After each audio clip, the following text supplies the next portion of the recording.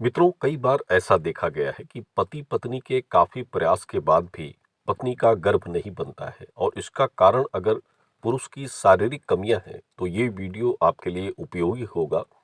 इस वीडियो में हम आपको मेडिकली रूप से कुछ बातें पुरुष के स्पर्म के संबंध में बताएंगे और उसके लिए कुछ आयुर्वेदिक उपाय भी आपको बताएंगे और ऐसे लोगों के लिए ये उपाय रामबाण साबित होगा, क्योंकि ये उपाय जो है पहले भी कई लोगों के ऊपर आजमाया हुआ है और जिससे इसका लाभ उन्हें प्राप्त हुआ है। जो इस समस्या से परेशान हैं उनके लिए ये जानकारी लाभकारी रहेगी। आमतौर पर किसी भी पुरुष के अंदर अगर वीर्य की क्षमता कमजोर होती है तो उस अवस्था में स्त्री पुरुष के समागम में गर्भ कभी नहीं बनता है।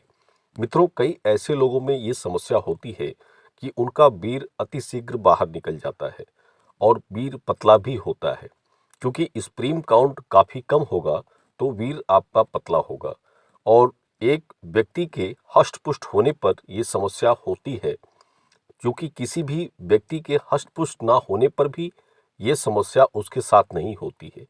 क्योंकि ये वीर्य के जो संबंध होते हैं तो ये शारीरिक बल के ऊपर नहीं, ये शरीर के कुछ ऐसे रज बल से बनते हैं। रज शक्ति से इनका निर्माण होता है और जिसमें शुक्राणुओं की संख्या एक सामान्य के औसत से देखा जाता है तो 15 से 20 करोड़ की मात्रा में होनी चाहिए और स्पर्म काउंट का लेवल 35 से 40% के हो तो वो पुरुष स्त्री के साथ समागम करता है, तो ऐसी दशा में गर्भ स्थिर होने की संभावना बनती है। मित्रों, शरीर के अंग घर्षण से ही वीर्य बनता है और अधिक समय तक अंग घर्षण से ही वीर्य मोटा होगा और उपयोगी होगा और उस वीर्य से पुरुष स्त्री को गर्भवती बना सकता है। अगर जल्द ही आपका वीर्यपात हो जाता है तो वो वीर्य पतला होगा और शुक्राणुओं से रहित होगा, यानी उस वीर्य में शुक्राणु नहीं बनेंगे और वीर्य में अगर शुक्राणु नहीं बनते हैं तो वो स्त्री के अंग में वो वीर्य बैठता नहीं है, चिपकता नहीं है, जिससे गर्भ स्थिर नहीं बनता है। तो इसके लिए जरूरी कुछ बातें उन पुरुषों के लिए होती हैं जिनके अंदर ये समस्याएं होती हैं। कोई भी आप ऐसी दवा का प्रयोग करते हैं जो क्षणिक मात्र में आपको लाभ दे तो उस दवा से कोई लाभ आपको आपके आगे के समय के लिए नहीं मिलता है। इसलिए जरूरी होता है कि प्राकृतिक रूप से इनका इलाज किया जाए। देखिए, एक परसेंटेज के हिसाब से अगर देखा जाता है तो करीब 40% लोगों में ये समस्याएं देखी जाती हैं और प्राकृतिक रूप से ये समस्या जैसे उनके अन्य कोई गलत कारणों से या अन्य किसी भी कारण से बन जाती है तो इसका प्राकृतिक इलाज ही आपको लाभ दे सकता है और इसके लिए आप आयुर्वेदिक कुछ तरीकों का इस्तेमाल करें। शारीरिक रज यानी अंदर की जो रज शक्ति है उसको बढ़ाएंगे, तभी आप उसका सही इलाज पाएंगे।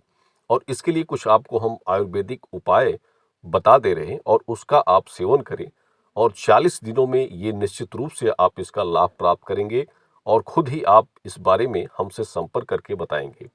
मित्रों, इसमें कुछ चीजें आपको पहले तो लेनी होती है और उनका एक मात्रा में लेकर उनका सेवन आपको करना होता है। देखिए, इनके नाम हम आपको एक औसत मात्रा में बता दे रहे हैं।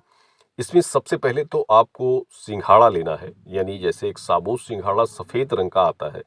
अब इसे कई लोग अपनी भाषा में अलग अलग नाम देते हैं और इसकी फोटो आप देख सकते हैं। तो ये सिंघाड़ा आपको साबुत लेना है और ये पिसे हुए भी आपको बाजार में मिलते हैं, लेकिन अगर आप इसे साबुत ले लें तो अच्छा होगा, घर में पीस सकते हैं। तो इसको आप 1 किलो से 1.5 किलो की मात्रा में ले लें और सही होगा कि आप 1.5 किलो की मात्रा में लें और 200 ग्राम काजू ले सकते हैं। इसके बाद 200 ग्राम सूरजमुखी के बीज और थोड़ी सी बादाम, यानी कम से कम 100 ग्राम के औसत की मात्रा में बादाम ले लीजिए।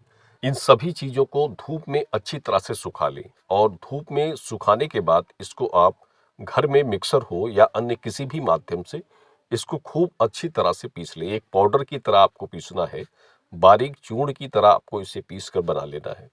इसके बाद एक शुद्ध कढ़ाई, साफ सुथरी कढ़ाई में 100 ग्राम शुद्ध देसी घी डालकर, यानी इसमें शुद्ध देसी घी होना चाहिए, कोई मिलावटी घी ना रखें, जिससे इसको आपको जो इसे भूनेंगे देसी घी में तो उसमें शुद्धता अधिक होगी, तो ये काफी समय तक वैसे ही शुद्ध बना रहेगा।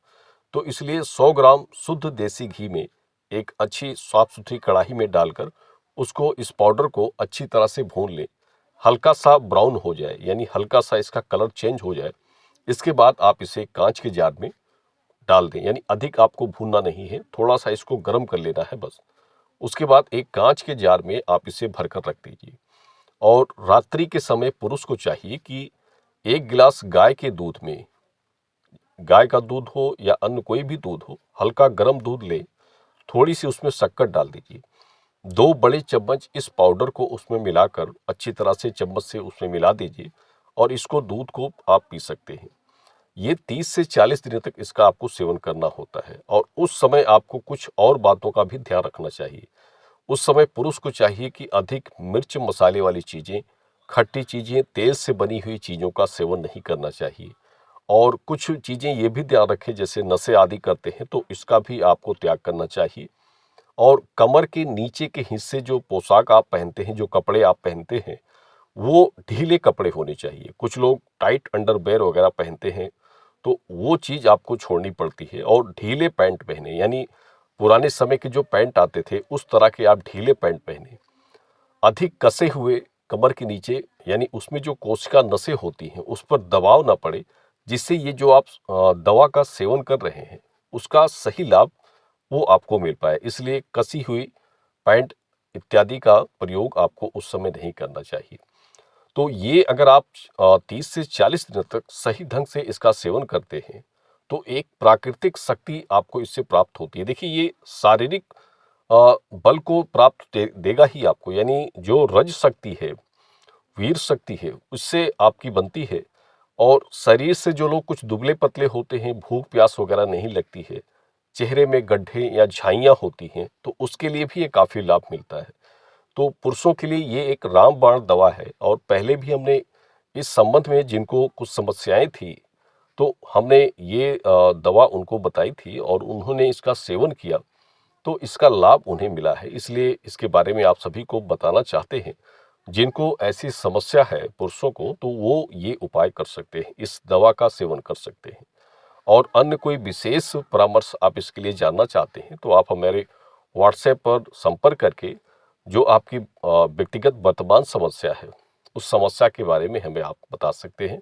थोड़ी सी फीस से जानकारी आप ले सकते हैं। धन्यवाद। शुभ मंगल।